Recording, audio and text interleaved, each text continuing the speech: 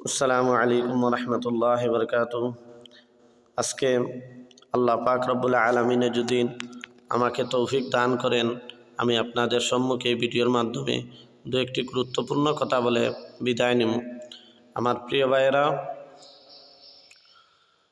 আজকে আমি আপনারা সামনে এই কথা বলবো যে সবথেকে বেহতরিন উত্তম জিকির কোনটা, আর সবথেকে ভালো উত্তম দোয়া কোনটি হলো আল্লাহর কাছে।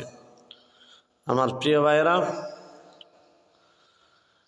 আন জাবিরিন রাদিয়াল্লাহু তাআলা আনহু আনিন নবী সাল্লাল্লাহু আলাইহি ওয়াসাল্লাম قال أفضل الذكر لا إله إلا الله وأفضل الدعاء الحمد لله।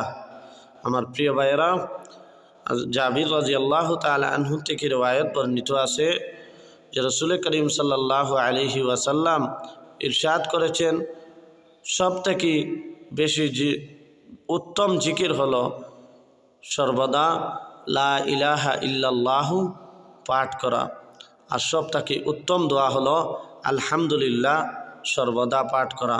আল্লাহ পাক যেন আমাদের সবাইকে লা ইলাহা ইল্লাল্লাহু উত্তম জিকিরটি সর্বদা পাঠ করার জন্য তৌফিক দান করেন, এবং আল্লাহ পাক যেন আমাদের সবাইকে সবথেকে উত্তম দোয়াটি আলহামদুলিল্লাহ পাঠ করার জন্য তৌফিক দান করেন।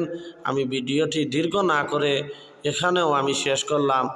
আপনারা যারা আমার চ্যানেলে নতুন আসছেন, আমার চ্যানেলটিকে সাবস্ক্রাইব করে ভিডিওটি বেশি বেশি করে শেয়ার করবেন।